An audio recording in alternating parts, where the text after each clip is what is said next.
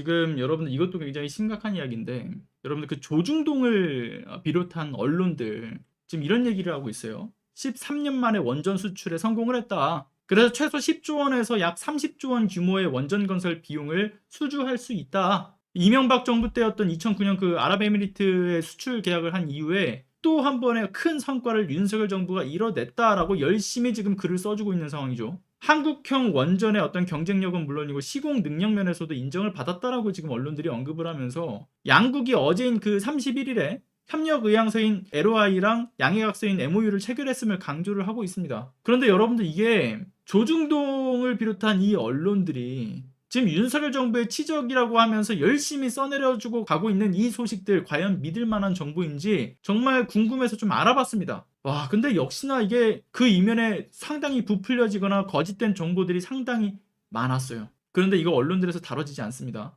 자, 일단 먼저 첫 번째, 확실한 수출 성공 계약이 아니다라는 점 굉장히 중요하죠. 여러분들 정식 계약을 체결한 게 아닙니다. 어디까지나 LOI와 MOU 체결입니다. LOI랑 그 MOU를 아무리 맺어봤자 본 계약이 성사되지 않는 경우가 상당히 많죠. 사실상 크게 의미가 없는 겁니다. 근데 이걸 마치 계약을 성공한 것처럼 이야기하고 있어요. 그리고 여러분들 우리나라 언론들의 분위기와 다르게 폴란드 입장에선 분위기가 완전 다릅니다. LOI와 그 MOU 체결이 이전부터 그 분위기가 어떻게 달랐냐면 폴란드 총리가 그런 얘기를 해요. 이미 미국의 그 웨스팅하우스라고 하는 미국의 원전 개발사랑 계약을 맺는다. 그러니까 폴란드 원전 건설의 사업자로 웨스팅하우스가 이제 참여를 한다라는 공식적인 발표를 내렸습니다. 그래서 갑자기 이제 이 주식시장이 뒤흔들리려고 하는 그 조짐이 보이니까 산업부가 갑자기 해명을 해요. 뭐라고 해명하냐? 한수원의 어떤 폴란드 원전 건설 계약 시도가 실패한 것은 아니다. 그러면서 31일인 어제, 그러니까 폴란드 대표단이 방문할 것이고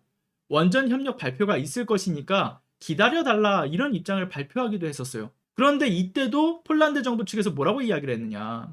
한국에서만 건설 계약을 발표하는 게 아니다. 여러 후보군들이 존재한다. 그 중에 한국을 방문할 뿐인 거지 다른 후보의 국가들도 제안을 모두 들어볼 예정이다라고 언급을 합니다. 그러니까 그것을 위해 보여주기식 LOI와 MOU일 가능성이 매우 높았던 것이죠.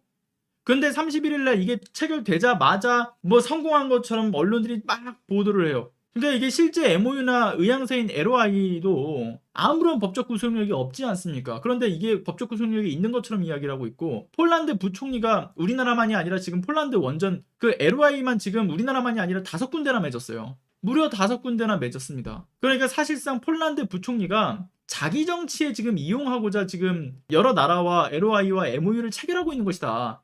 이게 심지어 폴란드 내에서도 지배적인 입장이에요. 그리고 두 번째, 여러분들 계약을 하기에는 윤석열 정부가 지금 넘어야 할 첫 번째 산이 있습니다. 근데 이걸 아직 해결도 못했어요. 그게 뭐냐면 자, 폴란드 원전 건설을 제일 먼저 따는 데가 웨스팅하우스라고 하는 미국의 원전 개발사입니다. 그러니까 지금 우리나라 언론에서 한국 원전 건설 기술이다라고 하면서 이번에 폴란드와 LOI와 MOU를 맺은 기술이 APR 1400이라고 이야기를 하고 있어요. 근데 APR 1400 이게 웨스팅하우스에게 지식재산권 문제로 지금 소송이 걸려 있습니다. 그러니까 웨스팅하우스가 야 그거 우리 기술인데 니네가 왜 그 기술 가지고 건설을 해? 우리 허가 없이? 이러면서 지금 미국 연방법원에다가 수출 제한 취지의 소송을 제기했어요. 근데 여러분들 이게 첫 번째였냐? 아닙니다. 참고로요. 한수원이 지난 2009년 당시에도 그 아랍에미리트와 원전 4기를 수출할 때 역시나 웨스팅하우스가 이걸 문제 삼았고요. 그럼 그때 결론이 어떻게 졌냐? 결국 한수원이 웨스팅하우스에다가 기술 자문료를 지급하는 형태로 미국 측의 승인을 받았다라고 알려져 있습니다. 즉 이미 기술 자문료를 지급했던 전적이 있기 때문에 이번 소송에서 상당히 불리할 수밖에 없는 거죠. 인정한 거 아닙니까? 웨스팅하우스 너네들 기술이 맞아라고 이미 인정을 했던 거예요. 즉 우리나라는 기술의 현재 소유자인 웨스팅하우스 등의 동의가 없이는 해외 수출이 불가능한 거죠. 미 정부의 통제까지 있는 상태인 겁니다. 그런데 이거를 해결을 아직 못했어요. 근데 뭐 어떻게 이거를 계약을 성사해냅니까? 그리고 세 번째, 지금 언론에서 전혀 언급하지 않고 있는 또 다른 가장 큰 결함이 있습니다. 여러분들 이게 백지화될 가능성이 높다라고 애초에 출발도 하지 말아야 돼요. 자, 이번 의향서가 기업 자금을 통해 폴란드에 추가 원전을 짓는 거라고 하는 건데 그러니까 폴란드 국유재산부가 한수원과 PGE 그리고 폴란드 민간발전사인 제팍 거기랑 계약을 진행하는 데 있어가지고 폴란드는 양측 정보 교환을 단순히 지원하는 역할만 한다는 점이에요.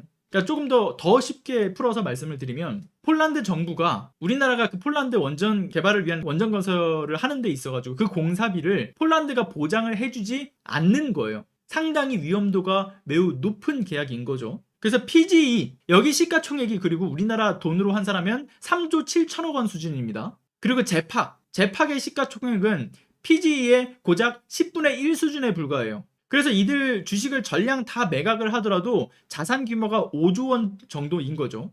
근데 5조 원의 자산뿐인 회사들이 최소 10조 원에서 30조 원 규모의 공사를 발주한다. 이게 이해하기 어렵죠. 최소 10조 원에서 30조 원 규모, 많게는 40조 원까지도 거론되고 있는데 이에 대한 발주를 해서 이 공사를 우리나라가 한다라는 그 지금 부푼 기대를 안고 있는 거예요. 이 윤석열 정부는. 근데 계약된 거 없죠. 본 계약이 이루어진 거 아닙니다. 그러니까 이게 계약이 이뤄져도 문제인 게 폴란드 정부가 보장해주지 않는 상황에서 공사비를 아예 받을 수 없을 가능성이 현재 이들의 자산 총액으로서 정말 불가능에 가까운 거죠.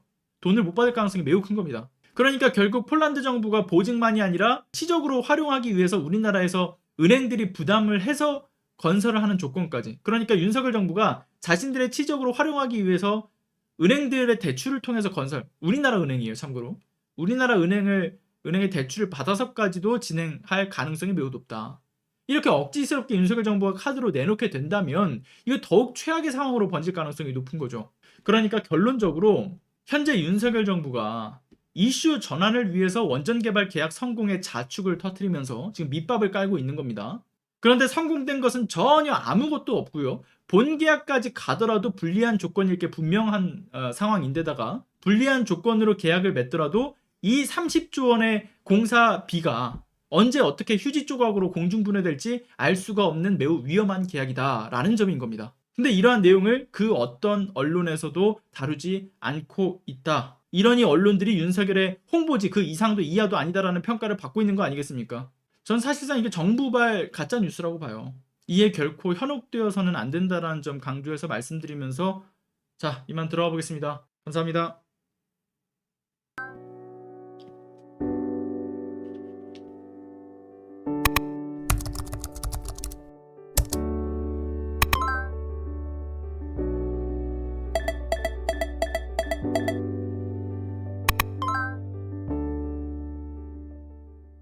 안녕하세요. 시사발전소 소장 한지입니다.